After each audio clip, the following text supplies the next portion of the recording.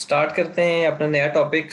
Last topic में हमने बात की थी कैश बजट्स की। ठीक है, हमने कहा था जो हम बजट्स बनाते हैं वो किस बेस पे बनाते हैं, हम फोरकास्टिंग की बेस पे बनाते हैं। फोरकास्ट बेसिकली क्या होती है? फोरकास्ट एक एक किसी चीज की प्रिडिक्शन करना, किसी चीज की एस्टिमेशन लगाना। ठीक है, उसको आप फोरकास्ट कहते हो। तो आप फोरकास्ट की बेस पे बजट्स बनाते थे।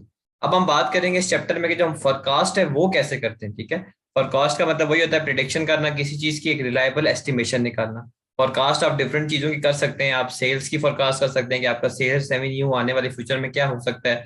आपके जो प्रोडक्शन यूनिट्स हैं या सेल्स यूनिट्स हैं वो क्या हो सकते हैं, आपकी कॉस्ट क्या हो सकती है इन फ्यूचर।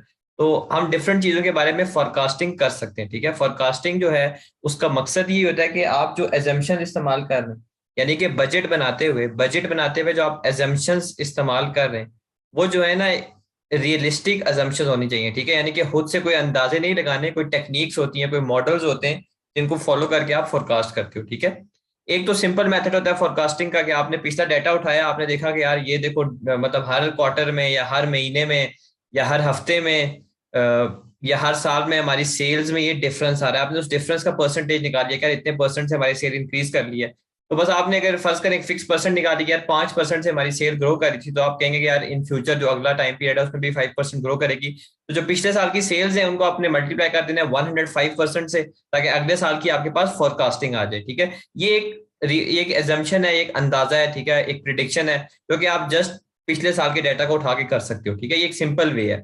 दूसरा जो वे है उसके लिए आपको कुछ फोरकास्टिंग टेक्निक्स होते हैं, फोरकास्टिंग मेथड्स होते हैं, उनको इस्तेमाल करना होता है। ठीक है, तो फोरकास्टिंग बेसिकली क्या होता है कि आपने पास्ट का डाटा उठाना है, पास्ट के डाटा को उठा के फ्यूचर की जो ट्रेंड्स हैं, ठीक है, वेरिएशंस जो आ सकती हैं डाटा में, उनको अकाउंट फॉर करना है। ठीक है, यहाँ पर मैं रीड कर देता हूँ। Purpose of forecasting in budgeting process is to establish realistic assumption for planning. Planning करने के लिए आपके पास एक रियलिस्टिक रिलायबल एजम्पशंस हो। ठीक है, a forecast might be based on simple prediction. Simple prediction की बेस पे फोरकास्ट हो सकती है, जैसे कि मैंने आपको बताया कि 5% ग्रोथ हो रही थी पिछले टाइम में, तो हम एज्यूम करेंगे आगे भी यही हो रही है। ठीक है, और we can use some forecast method और techniques that looks to calculate trends and variation in past. या हम कोई फोरकास्टिंग मेथड्स या टेक्निक्स देख सकते हैं, मॉडल्स यूज कर सकते हैं, जिसके थ्रू हम जो पास्ट में जो ट्रेंड चल रहा है या पास्ट में जो वेरिएशन आ रही है डाटा में, ठीक है, जिस चीज का भी हम फोरकास्ट कर रहे हैं उनको हम उनको फाइंड आउट कर सकें और उनकी बेस पे हम फ्यूचर को प्रिडिक्ट कर सकें। ठीक है, रिलायबली। ठीक है, रिलायबली का मतलब है कि अच्छी रियलिस्टिक एजम्पशन की बेस पे हम फ्यूचर की प्रिडिक्शन करें। अब फोरकास्टिंग जो मेथड्स हैं वो चार हैं, टेक्निक्स हैं। ठीक है, एक है हाइलो मेथड। हाइलो मेथड हमने ऑलरेडी कवर कर लिया हाइलो मेथड वाली रिकॉर्डिंग में। ठीक है, हाइलो मेथड में देखें ना, आपको अगर फिक्स कॉस्ट पता हो, वेरिएबल कॉस्ट पर यूनिट पता हो, वो भी आप डाटा के थ्रू निकाल सकते हैं। तो आप किसी भी एक्टिविटी लेवल पे कॉस्ट निकाल सकते हैं। तो ये प्रिडिक्शन ही कर रहे हैं ना कि किसी भी एक्टिविटी लेवल पे आप कॉस्ट का अंदाजा लगा सकते हैं। तो हाइलो मेथड है जिससे आप फोरकास्ट कर सकते हैं चीजों को। रिग्रेशन एनालिसिस है, ये भी एक स्टैटिस्टिकल टेक्निक है। ठीक है, वो आपके MA2 के कोर्स का पार्ट नहीं है, आपके F2 के कोर्स का पार्ट है, तो अभी इसका यहाँ पर कोई फायदा नहीं है। थर्ड है टाइम सीरीज एनालिसिस। ठीक है, टाइम सीरीज एनालिसिस जो है उसके बारे में हमने जो है डिटेल में बात करनी है, और आपके MA2 के लेवल में जो है ना टाइम सीरीज एनालिसिस के बारे में ही बात की गई है, फोरकास्टिंग टेक्निक, और सबसे इंपॉर्टेंट भी यही है। और लास्ट में एक छोटा सा कॉन्सेप्ट है इंडेक्स नंबर का। MA2 लेवल पे छोटा सा कॉन्सेप्ट है, F2 लेवल पे इसमें भी काफी डिटेल्स आएंगी, इंडेक्स नंबर। अब हम बात करते हैं जो बेसिकली मेन टॉपिक है फोरकास्टिंग का, जो मेन मेथड है जो कि एग्जाम पॉइंट ऑफ व्यू से भी इंपॉर्टेंट है और यही ज्यादा टेस्टेबल है, वो है टाइम सीरीज एनालिसिस। ठीक है, टाइम सीरीज क्या होता है? टाइम सीरीज का मतलब ये होता है कि वैल्यूज या फिगर्स हैं जो आपने पिछले कुछ अरसे में रिकॉर्ड की हुई है। ठीक है, कोई भी वैल्यूज, कोई भी डाटा, कोई भी फिगर जो पिछले कुछ टाइम की जो रिकॉर्ड की हुई, इसको हम टाइम सीरीज कहते हैं। और उस डाटा को इस्तेमाल करते हुए, उस डाटा को एनालाइज करते हुए जो है ना, हम क्या करते हैं, उस डाटा को एनालाइज करते हुए हम कुछ पैटर्न्स निकालने की कोशिश करते हैं। ठीक है, उस डाटा को एनालाइज करते हुए हम कुछ पैटर्न्स निकालने की कोशिश करते हैं कि डाटा में क्या चेंजेस आ रही हैं। ठीक है, उस पैटर्न को हम ट्रेंड कहते हैं। ठीक है, ट्रेंड कहते हैं, उस पैटर्न को हम ट्रेंड कहते हैं। ट्रेंड जो है बेसिकली वो क्या होता है, long term movement. Long term में हम ट्रेंड को हम लॉन्ग टर्म में देख रहे होते हैं, long term movement over time. ठीक है,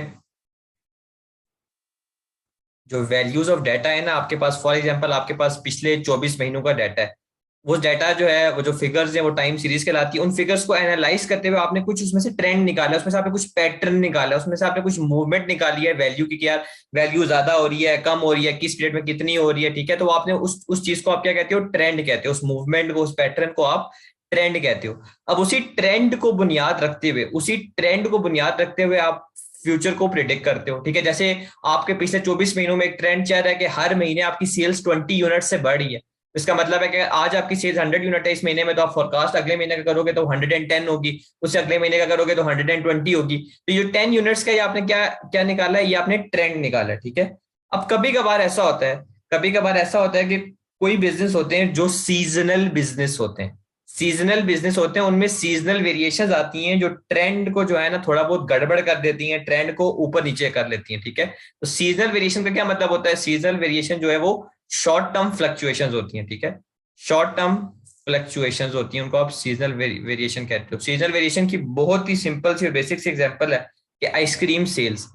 अब ट्रेंड जो भी चल रहा हो, लेकिन जो आइसक्रीम सेल्स हैं वो बेसिकली आपकी क्या होंगी, वो आपकी गर्मियों में ज्यादा होंगी और सर्दियों में कम होगी। तो ये एक सीजनल वेरिएशन होगी ना, कि सीजन वाइज एक चीज सीजन पे डिपेंड कर रही है। तो जो आप फोरकास्टिंग करते हो, जो ट्रेंड आप निकालते हो, तो उसमें सीजनल वेरिएशन आपका काम खराब कर देती है, क्योंकि वो फ्लक्चुएशन होती है, अनएक्सपेक्टेड फ्लक्चुएशन आ जाती है। तो आप उसको कैसे डील करते हो, ठीक है। तो हम वो भी सीखेंगे कि यार जो सीजनल वेरिएशन आती है उसको कैसे निकालना है, और उस सीजनल वेरिएशन को इस्तेमाल करते हुए जो ट्रेंड है उसमें कैसे उसको एडजस्ट करना है और फोरकास्टिंग करनी है, ठीक है। उसको ट्रेंड को सीजनल वेरिएशन के साथ कैसे एडजस्ट करके, सीजनल वेरिएशन को ट्रेंड के साथ कैसे एडजस्ट करके आपने फ्यूचर को जो प्रिडिक्ट करना है, फोरकास्ट करना है, ठीक है। तो ये है ट्रेंड और सीजनल वेरिएशन। ट्रेंड एक लॉन्ग टर्म मूवमेंट होती है ओवर टाइम, सीजनल वेरिएशन एक शॉर्ट टर्म फ्लक्चुएशन होती है कि क्वार्टर टू क्वार्टर या मंथ टू मंथ जो है ना बिजनेस में कुछ वेरिएशन आ रही है जो कि प्योरली सीजनल है, ठीक है। अब फोरकास्टिंग होती कैसे है, ठीक है। फोरकास्टिंग के दो मॉडल्स हैं, एडिटिव मॉडल है और मल्टीप्लिकेटिव मॉडल है, ठीक है। एडिटिव मॉडल क्या कहता है कि forecast is equal to trend plus seasonal variation, ठीक है। Trend plus seasonal variation, trend जो आपने निकाला कि जो भी ट्रेंड चल रहा है, और सीजनल वेरिएशन आपने देखनी, जैसे उसने कहा है कि जो जो आपकी आइसक्रीम की सेल्स है ना वो 2 लाख ज्यादा होंगी एज कम्पेयर टू, आइसक्रीम की सेल्स समर में 2 लाख ज्यादा होंगी as compared to the winter. तो फॉर एग्जाम्पल आपका ट्रेंड ये चल रहा था कि यार आइसक्रीम की सेल्स जो है वो हर क्वार्टर में 4 लाख से बढ़ रही है, या हर ईयर में 4 लाख से, चलें इस तरह कर लेते हैं, बढ़ रही है। क्योंकि सीजनल वेरिएशन है तो मैं कहता हूँ आफ्टर एवरी 6 मंथ। तो ट्रेंड ये चल रहा है कि आफ्टर एवरी 6 मंथ 4 लाख से बढ़ रही है, लेकिन सीजनल वेरिएशन आ जाती है, और सीजनल वेरिएशन के तहत जो समर है, समर में आपकी 2 लाख जो है वो ट्रेंड से ज्यादा होती है। तो इसका मतलब है जो समर में जो आप फोरकास्टिंग करेंगे उसमें जो आप फोरकास्टेड सेल्स लेंगे वो कितनी लेंगे, 6 लाख लेंगे, ठीक है। 6 लाख लेंगे, क्योंकि सीजनल वेरिएशन की वजह से जो है आपकी जो फोरकास्ट है वो अफेक्ट हो जाती है। क्योंकि एक चीज है, एक सिंपल सी बात है कि आपने जो नॉर्मल ट्रेंड लाइन आइडेंटिफाई की है वो है कि यार हर महीने आपकी 50 यूनिट से सेल बढ़ रही है। अब हो सकता है अप्रैल में आपकी सेल्स सीजनल वेरिएशन की वजह से 50 यूनिट्स है, तो हो सकता है 90 यूनिट्स बढ़ी हो। तो इसका मतलब है नॉर्मल ट्रेंड से 40 यूनिट्स ज्यादा होती है सीजनल वेरिएशन की वजह से। तो ट्रेंड में आप वो वेरिएशन को ऐड कर देते हो, अगर कम हो रही है तो आप कम कर देते हो, तो आपके पास एक फोरकास्ट फिगर आ जाती है। दूसरा है मल्टीप्लिकेटिव मॉडल, जिसमें आप ट्रेंड को सीजनल वेरिएशन से मल्टीप्लाई कर देते हो। जैसे ट्रेंड चल रहा है कि आपकी सेल जो है 1 लाख है, ठीक है, हर महीने 1 लाख से इंक्रीज हो रही है, लेकिन सीजनल वेरिएशन के मुताबिक अब देखिए मल्टीप्लिकेटिव मॉडल में आप परसेंटेज निकालते हो कि कितने परसेंट से जो है ना वेरिएशन आ रही है, या तो परसेंटेज इंक्रीज होगा या परसेंटेज डिक्रीज होगा। आगे हम बहुत बड़ी एग्जांपल करेंगे, उससे आपको सारा कुछ समझ आ जाएगा। तो आपने उससे मल्टीप्लाई कर देना है। फॉर एग्जांपल जो सीजनल प्रोडक्ट है उसमें सीजन में नॉर्मल ट्रेंड के मुकाबले में 50% अबव सेल्स आ रही है, तो इसका मतलब है जो ट्रेंड 1 लाख है, लेकिन सीजनल वेरिएशन की वजह से वो सेल्स 1 लाख की जगह उसका 150% यानी कि 150,000 होंगी, just because of seasonal variation. तो इसी तरह फोरकास्ट करने के लिए जो है ना आपको ट्रेंड का पता होना जरूरी है कि ट्रेंड क्या चल रहा है, और सीजनल वेरिएशन का पता होना जरूरी है कि किसी किसी पीरियड में सीजनल वेरिएशन है और उसको एडजस्ट कैसे करना है, ठीक है। अब हमारे दो काम है, पहला काम है हमने ट्रेंड निकालना है कि ट्रेंड कैसे निकालेंगे, और दूसरा काम है हमने सीजनल वेरिएशन निकालनी है, और तीसरा काम यह है कि जब ट्रेंड और सीजनल वेरिएशन आ जाएगा तो हमने फोरकास्ट कर देना है, एस्टिमेट लगा देना है, प्रिडिक्शन कर देनी है। तो पहले मैं स्टार्ट करता हूँ कि सीजनल वेरिएशन जो है उसको कैसे कैलकुलेट करेंगे, ठीक है। दोनों मॉडल्स के तहत मैंने बताना है कि एडिटिव मॉडल और मल्टीप्लिकेटिव मॉडल के तहत मैंने बताना है कि ईयर 2 के हर क्वार्टर में, क्वार्टर का मतलब होता है कि हर 3 महीने बाद जो है क्या आपकी बेसिकली फोरकास्ट यूनिट होगी, सेल्स की क्या फोरकास्ट होगी। ये बड़ा इंटरेस्टिंग चीज है, ये एक स्टैटिस्टिकल टेक्निक है। इस एग्जांपल को आपने बड़े अच्छे तरीके से समझना है, ठीक है। देखिए अब आपको पता है एडिटिव अप्रोच में फोरकास्ट क्या होती है। Trend plus seasonal variation. अब क्योंकि मैं सीजनल वेरिएशन आपको निकालना सिखा रहा हूं, तो ट्रेंड इस सवाल में ऑलरेडी आपको गिवन है, ठीक है। ट्रेंड इस सवाल में ऑलरेडी आपको गिवन है, तो आपको ज्यादा उसकी परेशानी करने की जरूरत नहीं है, ठीक है। क्वेश्चन को रीड करता हूँ। एक बिजनेस है, उसके 2011 के 4 क्वार्टर्स की उन्होंने एक्चुअल रिजल्ट्स बताए हुए कि 65 यूनिट्स क्वार्टर वन में बिके, 80 यूनिट्स क्वार्टर टू में, 70 यूनिट्स क्वार्टर थ्री में, एंड 85 यूनिट्स क्वार्टर फोर में।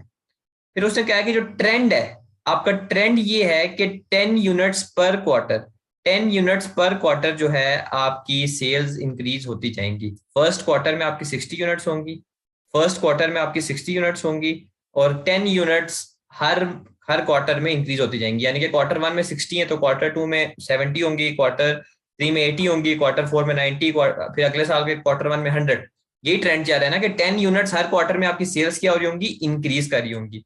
अब उसने 4 क्वार्टर्स का आपको ट्रेंड बताया हुआ है। वैसे अगर आपको ना भी बताया होता तो आपको पता है, उसने बताया हुआ है कि अगर फर्स्ट क्वार्टर की 60 यूनिट्स ट्रेंड है तो हर क्वार्टर में 10 यूनिट्स बढ़े, तो सेकंड का 70 होगा, थर्ड का 80 होगा, फोर्थ का 90 होगा। अब देखिए, इस डाटा को उठा के आपने अगले साल के जो क्वार्टर्स हैं, अगले साल के क्वार्टर्स हैं, उनकी एस्टिमेशन लगानी है। कैसे लगानी है, बड़े गौर से आपने देखना है और अच्छे तरीके से इसको समझना है, ठीक है।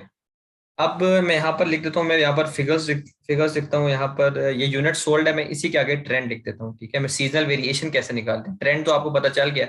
ये उसने एक्चुअल डाटा दिया हुआ है और ये आपको उसको ट्रेंड दिया हुआ है, तो ये उसने एक्चुअल आपको इसलिए दिया हुआ है कि ताकि आप सीजनल वेरिएशन निकाल सकें।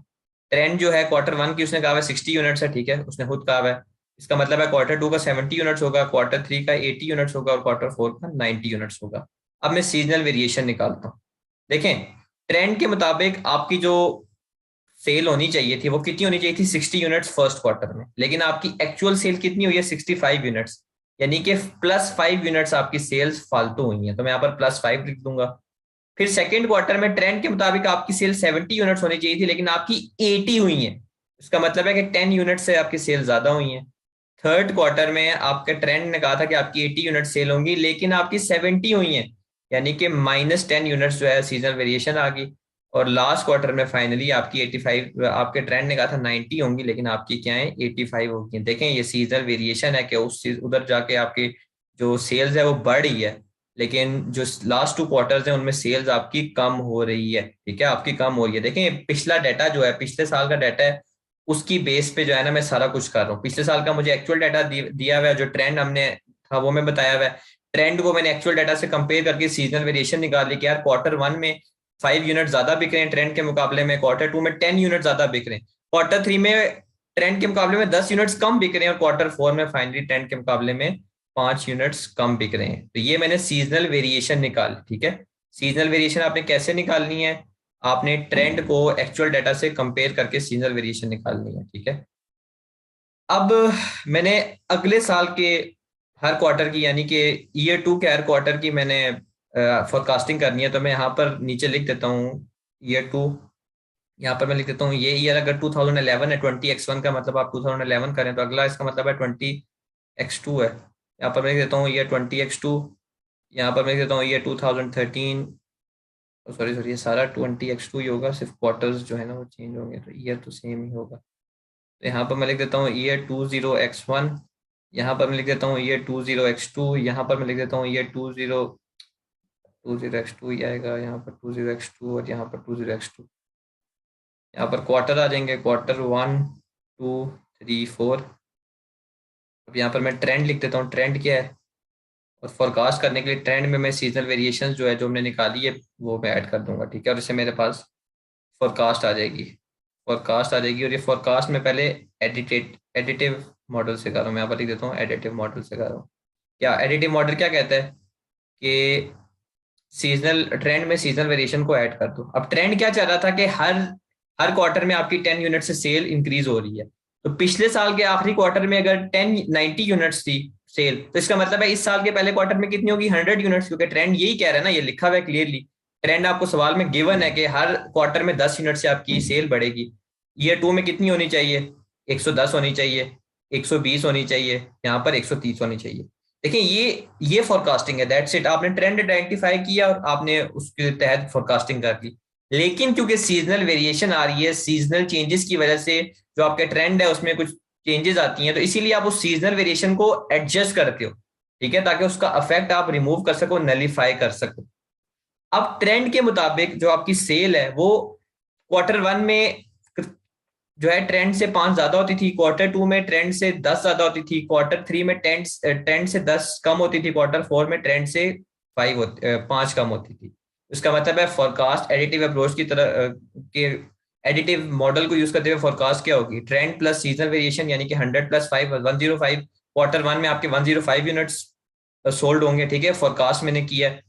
Q2 में 110 यूनिट्स आपके सोल्ड होंगे, Q3 में आपके 110 दोबारा होंगे, क्योंकि जब मैं प्लस करूंगा तो माइनस से प्लस माइनस माइनस हो जाएगा। ट्रेंड प्लस सीजन वेरिएशन है तो 120 प्लस माइनस 10 का मतलब है 120 माइनस 10, और फाइनली 130 माइनस 5 तो आपको दे देगा 125। 125 तो इस तरह आपने ट्रेंड और सीजनल वेरिएशन, ट्रेंड आपको गिवन था, सीजनल वेरिएशन को निकाल के आपने फ्यूचर को फोरकास्ट किया है एडिटिव मॉडल को इस्तेमाल करते हुए। मैं दोबारा से रिपीट करता हूँ, इस सवाल में हमने सीजनल वेरिएशन निकालना सीखनी थी, इसीलिए ट्रेंड मुझे गिवन था। ट्रेंड में उसने मुझे बताया था कि जो आपका ट्रेंड है वो जो आपने पैटर्न लॉन्ग टर्म आइडेंटिफाई किया कि 10 यूनिट से हर क्वार्टर में आपकी सेल बढ़ी है, तो इसका मतलब है starting from 2001, starting from the first quarter of 2001 या 11 20x1। तो ट्रेंड के मुताबिक 60 यूनिट्स आपकी Q1 में सेल होनी चाहिए थी, लेकिन आपकी जो सेल हुई वो कितनी हुई, 65। तो इसका मतलब है कुछ ना कुछ सीजनल वेरिएशन है जिसकी वजह से ट्रेंड से 5 यूनिट्स आपके ज्यादा बिकने Q1 में, ट्रेंड से 10 यूनिट आपके ज्यादा बिकने Q2 में, फिर ट्रेंड से 10 यूनिट्स कम बिकने Q3 में, और ट्रेंड से 5 यूनिट्स कम बिक रहे Q4 में। ये आपने सीजनल वेरिएशन निकाल ली, अब इसको आपने एडजस्ट करना है। देखिए अभी सीजनल वेरिएशन है, आप ये ऐसी एजम्पशन पे जा रहे हैं ना कि ये सीजनल वेरिएशन है तो हर सीजन में यही वेरिएशन आएगी। तो मैंने नेक्स्ट ईयर की प्रिडिक्शन करनी थी, तो मैंने ट्रेंड को ही फॉलो किया कि अगर हर साल 10 यूनिट से, हर क्वार्टर में 10 यूनिट से वो बढ़े यूनिट्स, तो इसका मतलब है 2011 के आखिरी क्वार्टर में अगर 90 यूनिट्स थी ये, तो 2012 के अगले फर्स्ट क्वार्टर में 100 होगी, सेकंड क्वार्टर में 110 होगी, थर्ड क्वार्टर में 120 और फोर्थ में 130। और सीजनल जो वेरिएशन मैंने निकाली है उसको भी मैंने यहाँ पर लिख दिया कि यार जो सीजनल वेरिएशन की वजह से जो ट्रेंड है उसके मुकाबले में 5 यूनिट्स आपके ज्यादा बिकते हैं Q1 में, तो मैंने 5 यहाँ पर ऐड कर दिए, तो मेरे पास फोरकास्ट आ गई 2002 के फर्स्ट क्वार्टर की। इसी तरह मैंने 10 ऐड करके सेकंड क्वार्टर की निकाली, 10 माइनस करके थर्ड क्वार्टर की, और फोर्थ में 5 माइनस करके फोर्थ क्वार्टर की। तो ये सीजनल वेरिएशन को आइडेंटिफाई करते हुए आगे मैं जितनी भी प्रिडिक्शन करना चाहूँ कर सकता हूँ। ये तो था आपका एडिटिव अप्रोच, ये तो थी आपकी एडिटिव अप्रोच। अब हम चलते हैं मल्टीप्लीकेटिव अप्रोच में। मल्टीप्लीकेटिव अप्रोच में हम परसेंटेज चेंजेस निकालते हैं। तो मैं यहाँ पर फोरकास्ट जो है मल्टीप्लिकेटिव अप्रोच के तहत लिखता हूँ। हम ये नहीं देखते कि कितने यूनिट्स या कितने डॉलर्स के हिसाब से है, हम परसेंटेज वाइज देखते हैं कि परसेंटेज वाइज कितनी इंक्रीज है। तो मैं यहाँ पर लिखता हूँ मल्टीप्लिकेटिव अप्रोच। मल्टीप्लिकेशन के लिए मुझे परसेंटेज इंक्रीज या डिक्रीज निकालना होगा, तो मैं यहीं से निकाल लेता हूँ। देखें अब कैसे निकालना है, जो ट्रेंड है, ट्रेंड के मुताबिक कितनी जो है आपकी थी, 5 यूनिट्स आपके ज्यादा बिके हैं, तो इसका मतलब है चेंज 5 है, और डिवाइड कर देना है ट्रेंड से, ट्रेंड लाइन से डिवाइड करना है। ठीक है, आपको याद हो जो हम परसेंटेज चेंजेस निकालते थे वही कॉन्सेप्ट लगेगा कि दोनों के दरमियान डिफरेंस कितने हैं, डिवाइडेड बाई ट्रेंड वैल्यू में लिख देता हूँ। Difference between trend and unit sold, या जो भी डाटा गिवन है उनका डिफरेंस क्या है, क्योंकि मैंने ट्रेंड के मुताबिक वेरिएशन निकालनी है, डिवाइडेड बाई ट्रेंड वाली फिगर। इन दोनों के दरमियान डिफरेंस 5 यूनिट्स का था और ट्रेंड 60 है, तो 5 डिवाइडेड बाई 60 मल्टीप्लाई बाय 100, तो परसेंटेज इंक्रीज कितना आ गया 8.33%। कि पहले क्वार्टर में आपका 8.33% से सेल ज्यादा है।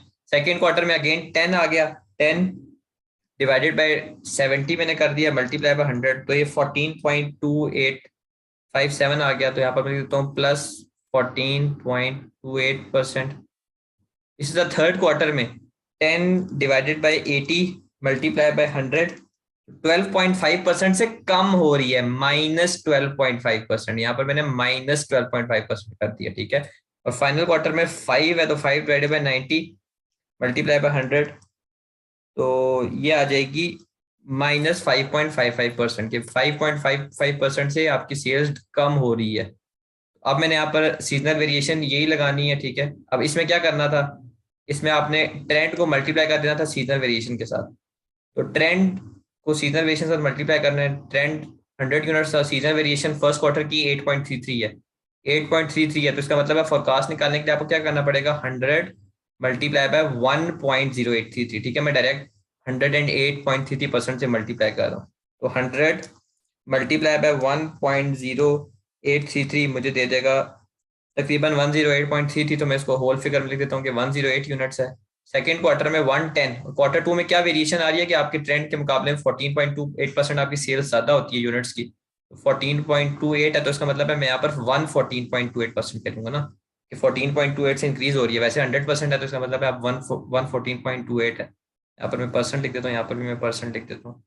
तो 110 टाइम्स 1.1429, ठीक है, 1.1429 ये आपको दे देगा तकरीबन 126 यूनिट दे देगा, 126 यूनिट्स, जिसको मैं यहाँ पर लिख देता हूँ 100 मल्टीप्लाई बाय 1.1428, ठीक है। मैं डेसिमल्स की फॉर्म में लिख रहा हूँ, ये मैं आप काफी दफा चीज बताई है। थर्ड में 120 ट्रेंड था, लेकिन सीजनल वेरिएशन कह रही है कि आपके थर्ड क्वार्टर में नॉर्मल ट्रेंड के मुकाबले में 12.5% सेल कम होगी।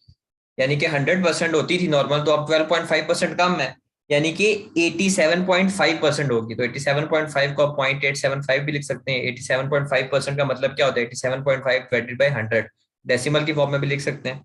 तो 120 टाइम्स 0.875 आपको दे देगा 105 यूनिट्स, ठीक है, 105 यूनिट्स।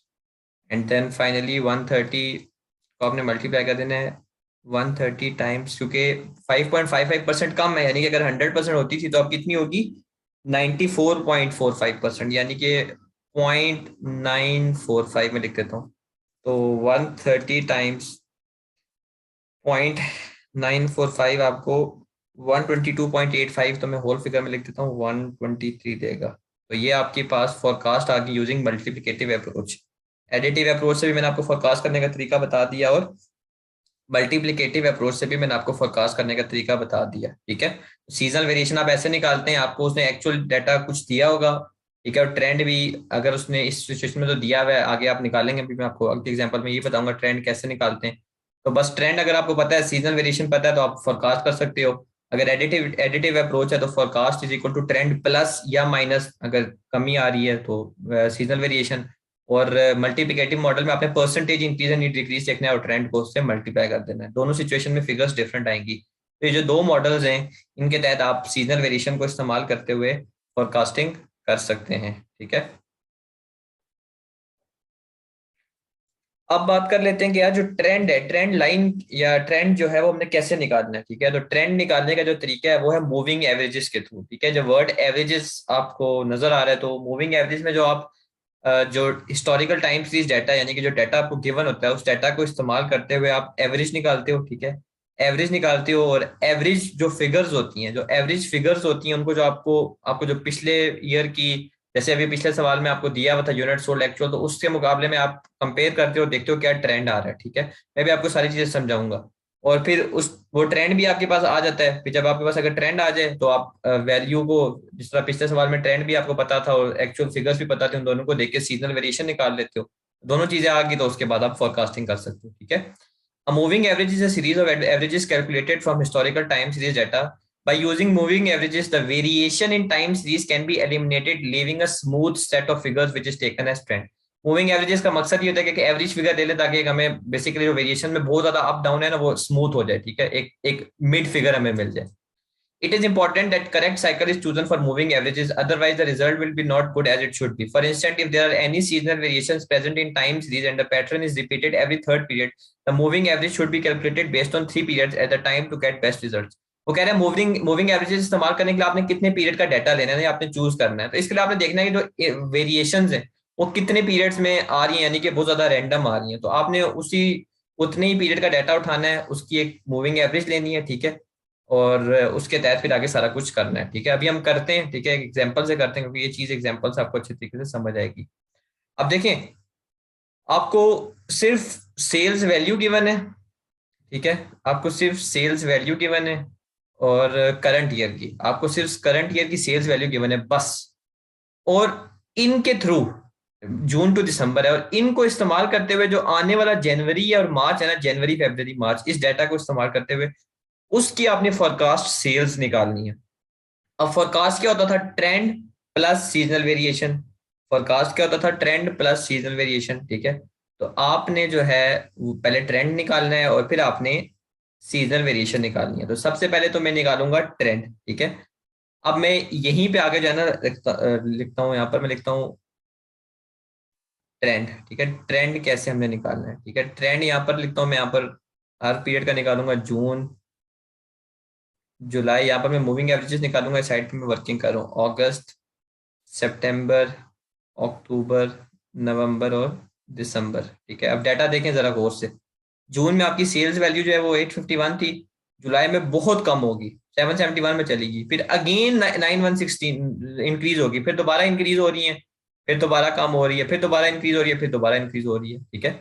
तो अब मैं यहाँ पर मूविंग एवरेज दूंगा, क्योंकि ये डाटा जो मुझे गिवन है ये 7 इसमें है, यानी कि जून जुलाई अगस्त सितंबर अक्टूबर नवंबर दिसंबर, एक ये मेरे पास 7 सेट ऑफ डाटा है। तो मैं तीन तीन डाटा की मूविंग एवरेजेस निकालूंगा। अब ये मेरी बात बड़ी गौर से सुननी है। इस तीन की जब आप मूविंग एवरेज निकालेंगे तो एवरेज का मतलब होता है मिड पॉइंट, तो इसका मतलब आपके पास जुलाई की फिगर आ जाएगी। फिर जुलाई अगस्त और सितंबर, इन तीनों की आप मूविंग एवरेजेस निकालेंगे, आपके पास अगस्त की फिगर आ जाएगी। अगस्त सितंबर अक्टूबर की फिगर्स की आप मूविंग एवरेज निकालेंगे, आपके पास सितंबर की आ जाएगी। फिर सितंबर अक्टूबर नवंबर की आप निकालेंगे तो आपके पास अक्टूबर की आ जाएगी। फिर अक्टूबर नवंबर दिसंबर की आप निकालेंगे तो आपके पास नवंबर की आ जाएगी। बाकी दिसंबर की कैसे आएगी वो आपको खुद ही पता चल जाएगा जब आप ट्रेंड और आइडेंटिफाई कर लोगे और सीजनल वेरिएशन आइडेंटिफाई कर लोगे। ये बात बड़ी इंपॉर्टेंट है, ये जो मैंने बोली है अभी मैं आपको एग्जांपल के थ्रू कराता हूँ, फिर आपको जो है ना ये बिल्कुल क्लियर हो जाएगा, ठीक है। सबसे पहले मैं मूविंग एवरेज निकालता हूँ जून की। एग्जाम में आपको बताएगा कि आपने कितने फिगर्स की मूविंग एवरेज लेनी है, परेशान नहीं होना, ठीक है। अगर उसने चार फिगर्स की तो जाहिर सी बात है नहीं कहेगा। अगर वैसे मैंने चले बात कर दी F2 लेवल पे, वो कहता है 4 फिगर्स की, तो आप ये करते हो कि ये 4 डाटा आपने उठाया, लेकिन इससे मिड पॉइंट तो कोई नहीं आ रहा ना, तो आप ये करते हो कि ये जो ये जो फिगर्स आती हैं ना, इनका अगेन आप इनकी अगेन एक मूविंग एवरेज निकाल लेते हो। ये वैसे बात अब आप छोड़ दें बस F2 लेवल पे। बस आपको ऑड नंबर की देगा, 3 5 7 ऐसे देगा, ठीक है। बस आप इस चीज को छोड़ दें। आपको वो बता देगा एग्जाम में आके कितने फिगर की मूविंग एवरेज निकालनी है, और वो 3 की ही बताएगा, 3 की ही होगी अगर तो आया सवाल, ठीक है। अब मैं निकालता हूँ पहले जून की मूविंग एवरेज पहले मैं निकालता हूँ जून की, तो मैं नहीं निकाल सकता, ठीक है, क्योंकि इसके अब फिगर नहीं गिवन, जुलाई की निकल सकती है। पहले मैं जुलाई की निकालता हूँ, ठीक है। जुलाई की मैंने फिगर निकालनी है, यानी कि इन तीनों की मैं एवरेज निकालूंगा तभी तो मिड पॉइंट जुलाई आएगा ना। जून जुलाई और अगस्त की निकालूंगा एवरेज तभी तो मिड पॉइंट जुलाई आएगा। तो मैं इनकी फिगर्स उठाता हूँ। जून की है 851, जुलाई की है 771, अगस्त की है 771, अगस्त की है 916, डिवाइडेड बाय 3। एवरेज आपको निकालना आता होगा, जितना डाटा गिवन है उसको ऐड करते हो, divided by number of data करते हैं, ठीक है। 851 प्लस 771 प्लस 916 डिवाइडेड बाय 3 आपको दे देगा 846, यानी कि जो मूविंग एवरेज आपकी आ गई है यहाँ पर वो आ गई है 846। 846 आपकी मूविंग एवरेज आ गई है, ठीक है। इसी मूविंग एवरेज को आप ट्रेंड ही कहते हो, ठीक है। ट्रेंड मैंने बताया कि ट्रेंड कैसे निकालते हो, मूविंग एवरेज के थ्रू। तो ये ट्रेंड आ गया आपका, सिंपल। अगस्त का निकालना है तो आपने जुलाई अगस्त और सितंबर इन तीन फिगर्स को डिवाइड करना है, यानी कि 771 प्लस 916 प्लस 935 डिवाइडेड बाई 3। तो ये आंसर आपको दे देगा 874, ठीक है। मैं यहाँ पर डायरेक्ट लिख देता हूँ, ठीक है। आप बेशक ये कैलकुलेशंस करके देख लीजिएगा, यही आंसर आएगा। यहाँ पर थोड़ा डाटा मुझे छोटा छोटा करके लिखना पड़ेगा, ठीक है, यहाँ पर, क्योंकि मुझे फिगर्स कम की मैंने ट्रेंड जो जून का तो अभी नहीं आया, जुलाई के निकाल सकते हैं। तो ये आ जाएगा 846, ये आ जाएगा जुलाई का आपके पास 846 में एरो मार्क भी दे देता हूँ। अगस्त का कैसे आएगा, जुलाई अगस्त सितंबर को डिवाइड करके फिगर्स को ऐड करके डिवाइड बाय 3 करेंगे, देखें ना। इन तीनों को जब आप ऐड करके डिवाइड बाय 3 करेंगे तो अगस्त की वैल्यू आएगी ना, मिड पॉइंट आएगा। तो ये आपके पास आ जाएगा 874। फिर आपने सितंबर की निकालनी है, तो आपने किन किन को करना है, अगस्त सितंबर अक्टूबर की फिगर्स को ऐड करना है, 916 प्लस 935 प्लस 855 डिवाइडेड बाय 3। तो ये आपको दे देगा 902। फिर उसके बाद अक्टूबर के लिए आपने सितंबर अक्टूबर और नवंबर की फिगर्स को ऐड करना है और डिवाइड बाय 3 करना है, 935 प्लस 855 प्लस 1000 डिवाइड बाय 3। अक्टूबर की आपके पास आ जाएगी 930। इसी तरह नवंबर की फिगर निकालने के लिए आपने अक्टूबर नवंबर और दिसंबर को ऐड करना है, 855 प्लस 1000 प्लस 1019 डिवाइडेड बाय 3। तो ये आपको दे देगा 958। अब दिसंबर की आप निकाल नहीं सकते क्योंकि आपके पास जनवरी का डाटा गिवन नहीं है, लेकिन अब आपने परेशान नहीं होना, अब आप आराम से सब कुछ कर लेंगे। देखें, ट्रेंड आपने निकाल लिया। ट्रेंड मैंने आपसे कहा था मूविंग एवरेज से निकालना है। मूविंग एवरेज क्या होती है, मिड पॉइंट निकालने के लिए तीन फिगर्स को ऐड कर दो और डिवाइडेड बाय जितने नंबर ऑफ फिगर्स यानी कि 3 उससे डिवाइड कर दो तो मिड चीज आ जाती है। जैसे जून जुलाई और अगस्त को की फिगर्स को मैं डिवाइड करके प्लस करके डिवाइड बाय 3 करूंगा तो मेरे पास जुलाई की आ जाएगी। इसी तरह जुलाई अगस्त सितंबर की फिगर्स को ऐड करके डिवाइड बाय 3 की अगस्त की आ गई, एंड सो ऑन। ठीक है, अब मैं निकाल लेता हूँ सीजनल वेरिएशन। सीजनल वेरिएशन हमने पहले कैसे निकाली थी, जो एक्चुअल फिगर्स थी उनको ट्रेंड से कंपेयर किया था। ट्रेंड मैंने यहाँ पर मूविंग एवरेजेस से निकाल लिया, अब मैं एक्चुअल फिगर्स को कंपेयर करता हूँ। तो ट्रेंड के मुताबिक आपकी जो यूनिट्स, जो सेल्स की वैल्यू है वो कितनी होनी चाहिए थी, 846, लेकिन आपकी जो करंट सेल्स वैल्यू आई है वो कितनी है, 771। तो इसका मतलब है सीजनल वेरिएशन है कितने से कम है, 75 यूनिट से कम है। आप माइनस करके देख भी सकते हैं।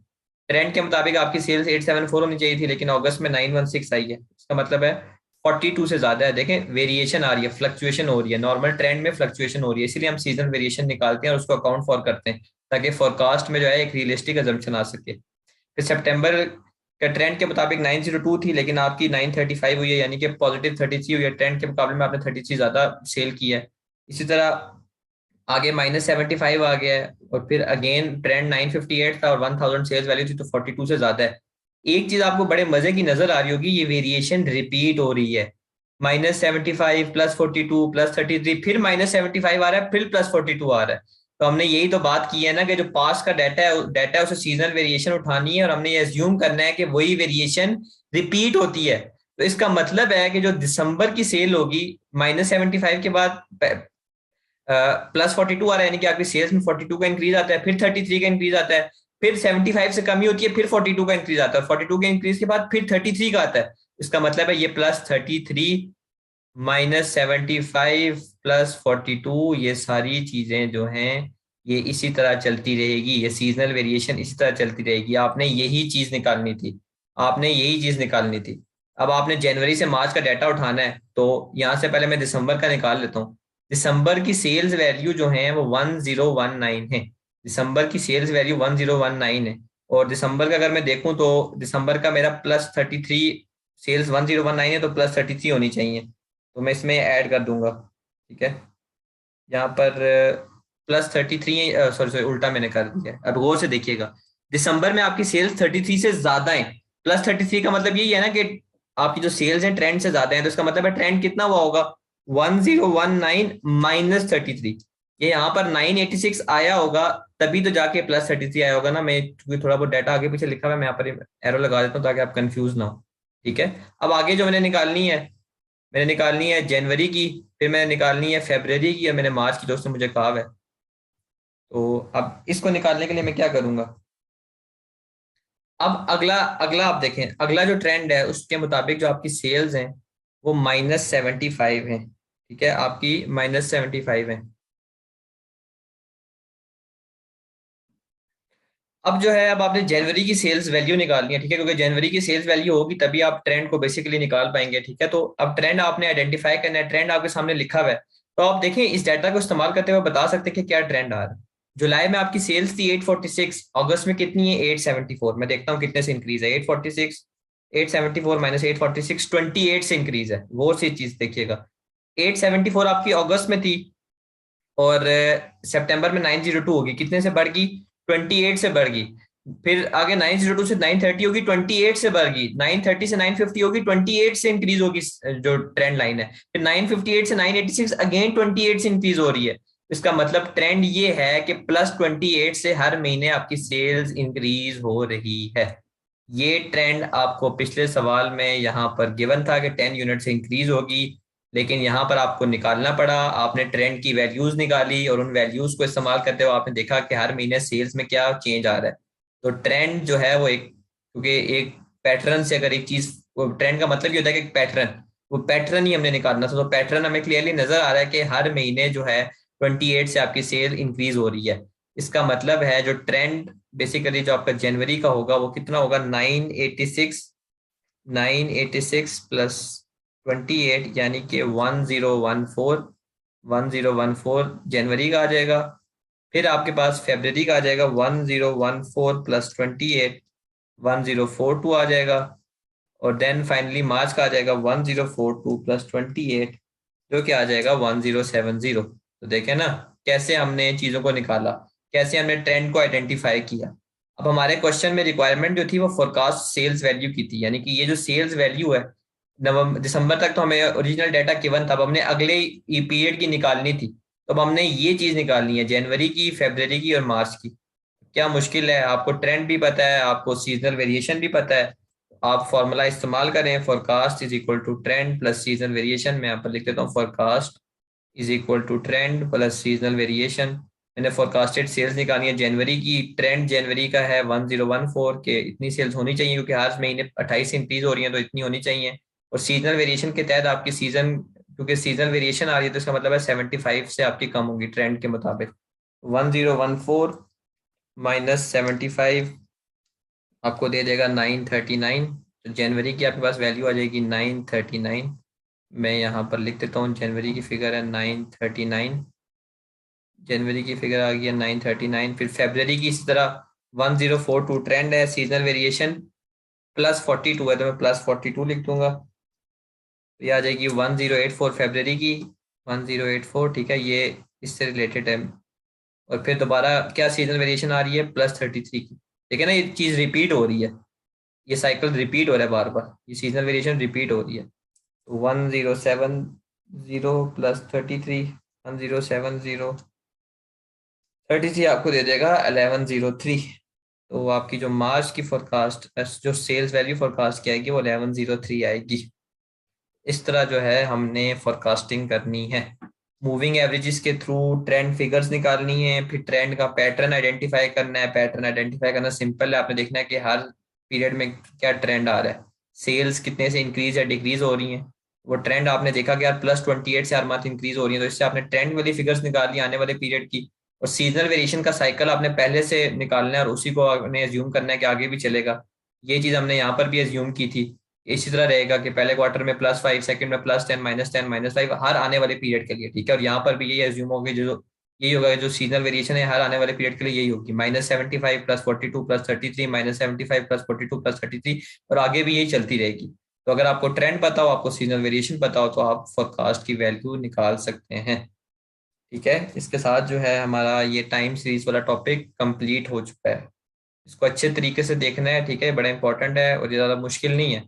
ट्रेंड आपने आइडेंटिफाई करना है मूविंग एवरेजेस के थ्रू। मूविंग एवरेजेस वो आपको बताएगा कि कितने टाइम की लेनी है, 3 की बेसिकली आपको बताएगा इस लेवल पे, तो वो आपने निकालनी है। ट्रेंड की फिगर से आपने पैटर्न आइडेंटिफाई करना है, वही पैटर्न आपने एज्यूम करना है, आगे कंटिन्यू करता रहेगा। और सीजनल वेरिएशन का भी वही हिसाब होगा। सीजनल वेरिएशन आप एक्चुअल सेल्स वैल्यू को ट्रेंड से कंपेयर करके निकालते हो और एज्यूम करते हो कि फ्यूचर में भी यही चलती रहेंगी। तो इसके साथ जो है हमारा ये जो टाइम सीरीज वाला टॉपिक है उसके ऊपर एक थ्योरी का पॉइंट रह गया। एडवांटेजेस क्या है टाइम सीरीज एनालिसिस के और डिसएडवांटेजेस क्या है। टाइम सीरीज एनालिसिस का एडवांटेज ये है कि आप डाटा को फोरकास्ट कर सकते हो, ठीक है, जिसका रेगुलर सीजन पैटर्न पैटर्न भी है, फिर भी आप उसको फोरकास्ट कर सकते हो इस टेक्निक के थ्रू। सिंपल सी अप्रोच है, देखें कोई ज्यादा मुश्किल नहीं है इसमें, सिंपलिस्टिक अप्रोच है। डिसएडवांटेज और बहुत इंपॉर्टेंट बात जो कि आपके आगे लेवल पे भी काम आएगी, कि हम एजम्पशन क्या ले रहे हैं। हम एजम्पशन ये ले रहे हैं कि जो पास्ट का ट्रेंड है ना वो फ्यूचर में चलता रहेगा, वो वैलिड कंक्लूजन दे रहा है। पास्ट का ट्रेंड जो है वो फ्यूचर में चलता रहेगा, तो ये चीज 100% कभी भी पॉसिबल नहीं है। क्या कोई बंदा ये अज्यूम कर सकता था क्या जो मेरी 2017, 18, 19 की परफॉर्मेंस है वही 20 में होगी जब कोरोना पेंडेमिक आया? नहीं। तो पास्ट डाटा की बेस पे फ्यूचर को प्रिडिक्ट करना 100% पॉसिबल नहीं होता। ये मैनेजमेंट अकाउंटिंग की जो भी टेक्निक्स आप आगे इन फ्यूचर पढ़ेंगे उनकी एक लिमिटेशन है। ये आपने याद रखें, अगर आप पास्ट की बेस पे फ्यूचर को प्रिडिक्ट कर रहे हैं तो उसमें ये एक लिमिटेशन आ जाती है। ठीक है, असल में सेल्स जो हैं वो यही पैटर्न जरूरी नहीं है फॉलो करेंगी, यही ट्रेंड जरूरी नहीं है फॉलो करेंगी। सेल्स काफी चीजों से अफेक्ट होती है।